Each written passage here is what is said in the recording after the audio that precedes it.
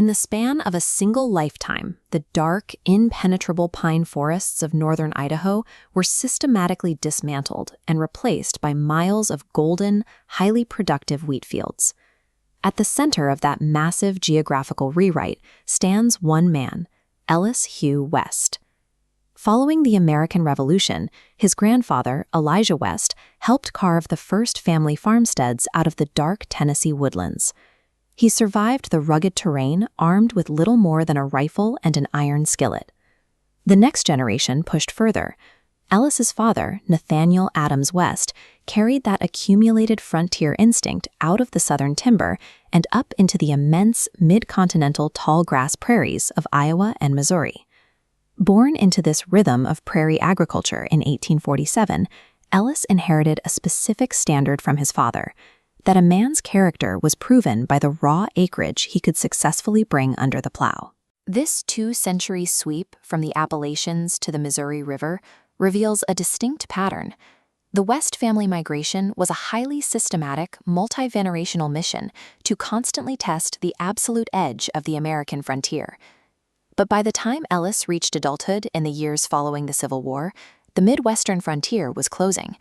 The prime agricultural bottomlands of Iowa and Missouri were either already heavily settled or priced entirely out of reach for a young man looking to start his own operation. Soon, reports began circulating about a vast, untamed territory in the far Pacific Northwest. The territory of Idaho promised billowy hills of deep, untapped soil, completely hidden beneath some of the densest timber stands on the continent. In the late 1880s, Ellis made a calculated pivot. He packed up his modest savings, his heavy iron farming tools, and his family, and set out by emigrant train across the stark expanses of the Great Plains and the Rocky Mountains.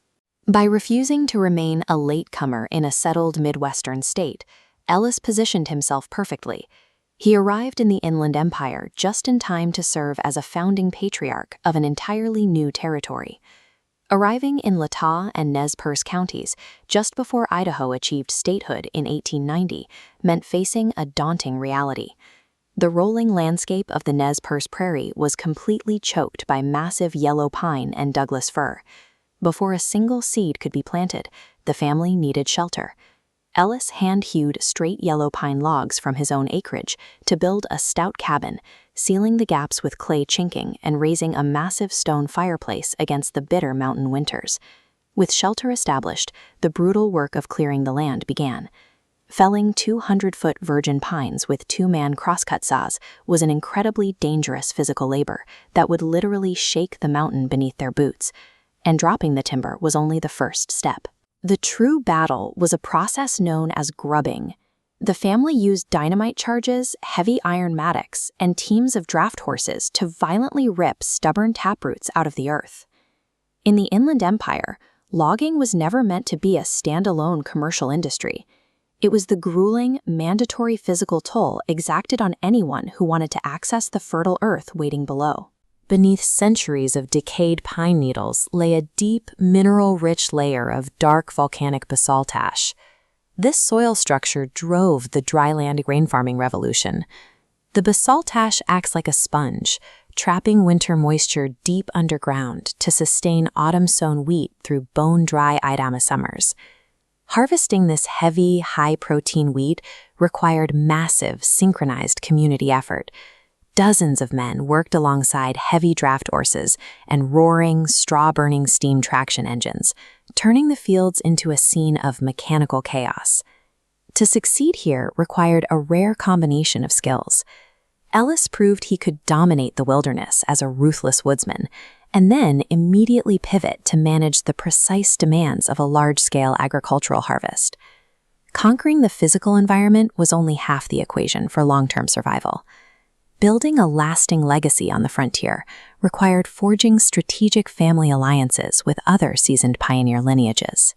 Ellis first married Mary Jane Peebler. Her family had navigated the Oregon Trail, bringing a deeply rooted Midwestern farming fortitude to the West lineage, along with the skills to keep a homestead running amidst extreme hardship. Later in his life, Ellis married Mary Viola Keeney. Her ancestral line traced a path from the early 1700s Pennsylvania frontier, infusing the family with a resilient Swiss Protestant and German Palatine heritage. In 1895, the birth of his son Franklin Bryan West marked a definitive transition. The West family had ceased being transient pioneers and had officially established themselves as permanent anchors of the Pacific Northwest. As more acreage came under the plow, Ellis shifted his focus from personal survival to societal infrastructure. He organized local road districts, using scrapers and horse teams to cut steep wagon grades straight through the dense canyon timber. Knowing the future required an educated population, he collaborated with his neighbors to physically build a stout timber schoolhouse on Central Ridge, ensuring the first native-born Idaho generation could read, write, and study history. By organizing precincts and founding churches, these homesteaders engineered the transition from a raw, wooded territory into a governed, stable society. By the 1920s, the wild frontier of Ellis's youth had vanished. The isolated Indian trails and pack tracks he first encountered had been entirely replaced by graded dirt roads supporting the steady rattle of modern automobiles. Over the course of a single lifetime, Ellis carried his family's frontier instinct from the dense Tennessee woodlands, across the Midwestern Corn Belt, and finally up into the high, sweeping terrain of Central Ridge, Idaho. His decades of physical labor established a direct foundation for the contemporary West family lineage. Through his son Franklin and his granddaughter Wanda May, those pioneer roots now intersect with the rich Scandinavian and German lines that define the family today. Ellis Hugh West serves as the physical link between the family's Midwestern past and their Pacific Northwest future, a single life that spans the final closing of the American frontier.